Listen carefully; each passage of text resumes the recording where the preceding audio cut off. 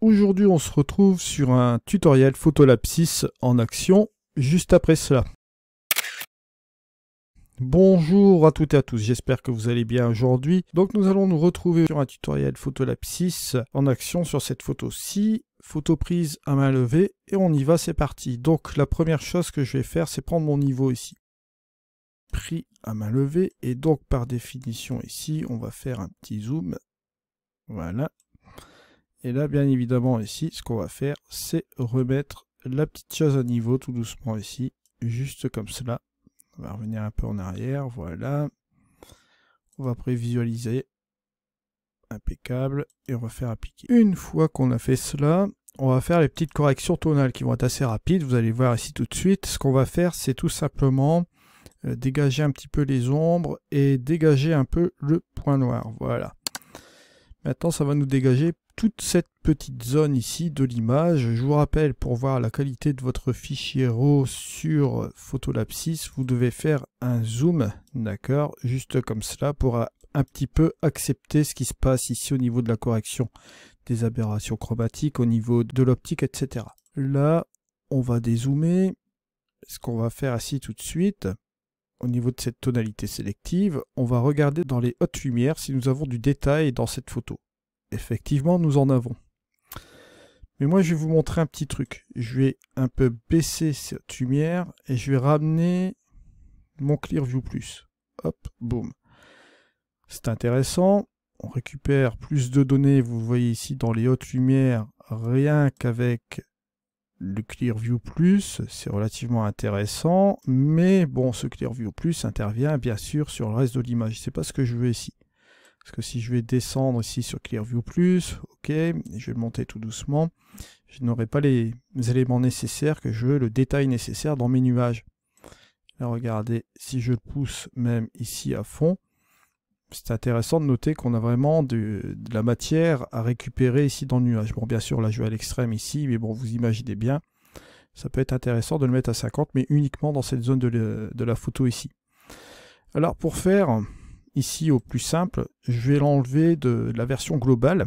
Et là, je vais utiliser un réglage local qui va être beaucoup plus simple. Petite parenthèse, n'hésitez pas à aller voir l'épisode sur les réglages locaux sur Photolab. Je vous mets la petite étiquette en haut à droite. On va utiliser la ligne de contrôle. Vous allez voir ici, ligne de contrôle où on va baisser la petite chose. Vous allez voir, boum. Voilà. J'appuie sur M pour que vous voyez le masque. Voilà. Là, vous voyez que la sélection, bon, forcément, se fait sur le nuage, c'est relativement intéressant, mais bien sûr, il faut affiner ce masque. Donc, pour affiner ce masque, on va aller directement dans les réglages locaux, on va prendre un Luma, et moi, je vais lui demander de faire ça. Je vais lui demander de faire ça. Bon, maintenant, ce que je vais faire, c'est enlever la partie de la mer quand même. Voilà, je vais descendre un peu le masque, pour prendre simplement ces roches, et un peu les nuages. Alors, bien sûr, là, je peux encore revenir, voilà, sur l'entièreté ici, de l'image.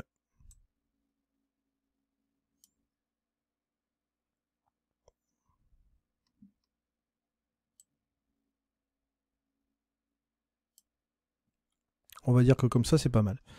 Alors, on va tout simplement enlever le M. Là, regardez, hop, j'ai utilisé le Clearview. Pam, pam, pam. Et là, je récupère, bien sûr, ce qui m'intéresse le plus, c'est-à-dire dans les nuages. Voilà, comme vous le voyez ici, sans aucun problème. Je peux le mettre facilement à 46. Voilà, ce sera assez sympa.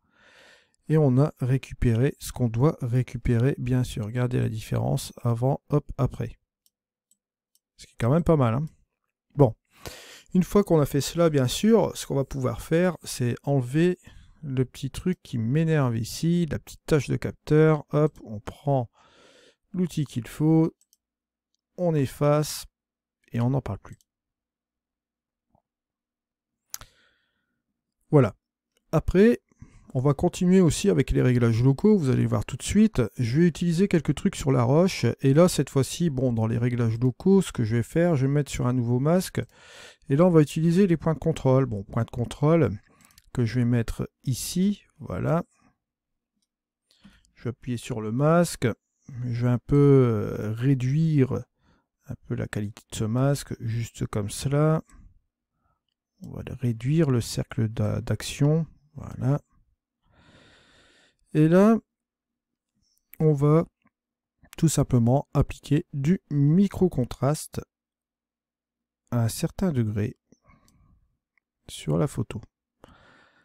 Vous allez voir ici, je peux même rajouter ici plus d'action, voilà, comme ceci.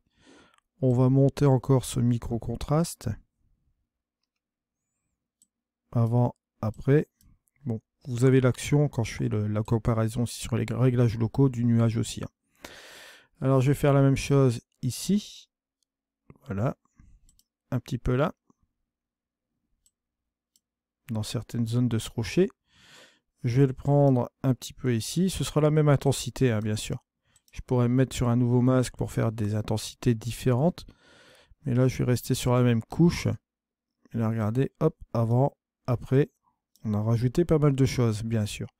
Alors, bien évidemment, on a l'opacité de ces points contrôle. Ici, si on veut aussi interagir sur l'effet comme une espèce de calque. On n'a pas de calque dans Photolab, mais ce curseur d'opacité permet de jouer sur le masque de tous ces points de contrôle là, parce qu'à chaque fois vous pouvez ajouter des nouveaux masques. À chaque fois que vous ajoutez un masque, enfin des masques dans Photolab 6, ça vous permet de jouer plus ou moins sur des couches de masques en fait. C'est pour ça que vous avez la ligne de contrôle qui est ici. Elle peut être contrôlée indépendamment, bien sûr, avec son opacité des points de contrôle. Vous voyez. Donc ça vous permet d'avoir un semblant de couche, on va dire, de calque ici dans Photolab 6.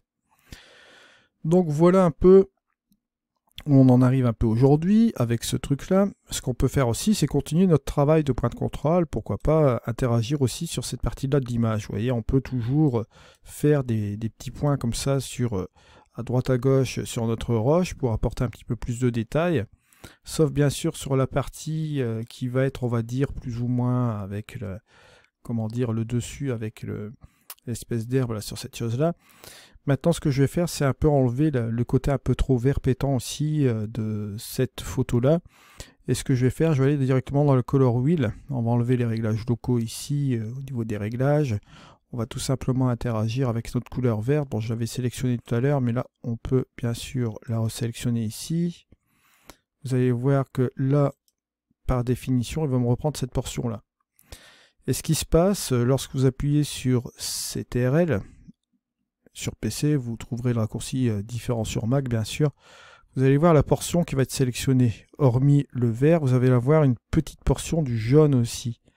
Donc pour ce faire, là, il va falloir réduire ici la portion pour aller sélectionner ici uniquement que la partie qui nous intéresse ici, c'est-à-dire le vert. D'accord? Donc là, on va dire que cette portion-là sera relativement intéressante. Et on va changer la tonalité des verts. On va tout simplement prendre ici cette petite part qui est là. Et vous voyez que la couleur verte va tout doucement changer. Vous allez le voir ici en une couleur différente. Ouais, c'est vrai qu'il faut relâcher le CTRL pour voir le changement, bien sûr. Voilà. Et là, on revient un petit peu juste comme cela, pourquoi pas. Et si vous enlevez le TSL, vous voyez que cette couleur verte a changé. Elle est moins nucléaire, on va dire, comme ceci. Elle est plus sympa comme ça.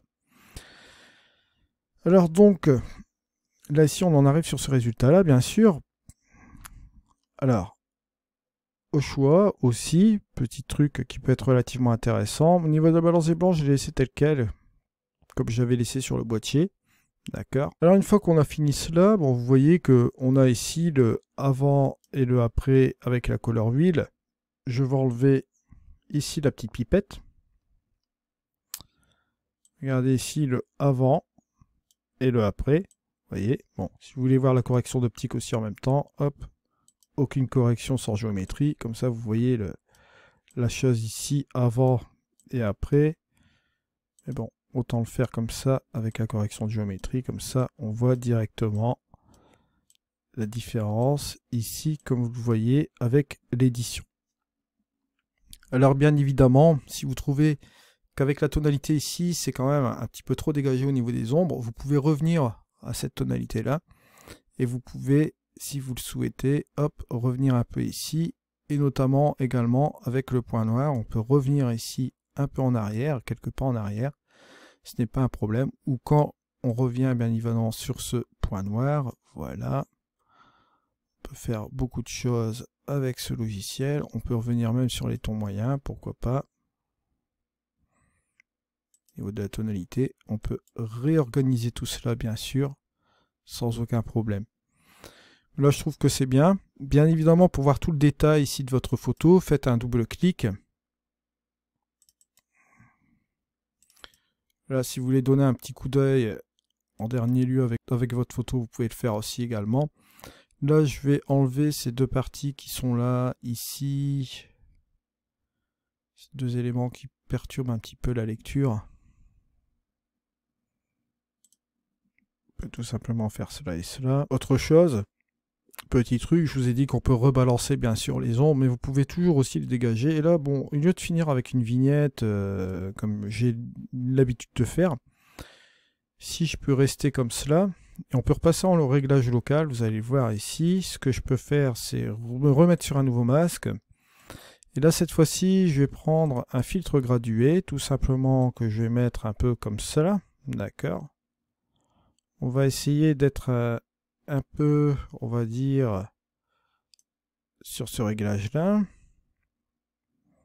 Je peux tout simplement, ici, baisser la luminosité pour attirer un petit peu plus l'œil vers cette lumière qui va être juste là. Si je viens ici en comparaison, bon, bien sûr, là, vous allez voir toutes les comparaisons ici avec ce qui a été fait sur le ciel, ce qui a été fait sur les points de contrôle, sur les différentes roches avec le détail, et bien évidemment, ce masque-ci, si vous voulez voir, bien évidemment, l'effet uniquement filtre gradué, regardez, hop, je l'enlève, et je peux le remettre, voilà, juste comme cela. Après, c'est pas une fin en soi aussi également, hein. On peut aussi bien évidemment donner un effet un petit peu plus fortiche au niveau de ce filtre gradué et l'avancer bien sûr juste comme cela. Et là, bien évidemment ici, ça va être un petit peu plus foncé. La phase de transition ici, on peut la laisser telle quelle. Voilà. Ça nous permet de fermer un petit peu plus l'image comme ceci. D'accord. Après, vous pouvez faire de même, bien sûr, sur un masque identique ou un autre masque si vous voulez employer un paramètre différent. On va le mettre là, juste ici. Voilà. Toujours pareil. Je vais baisser l'intensité ici de la lumière juste un peu comme cela.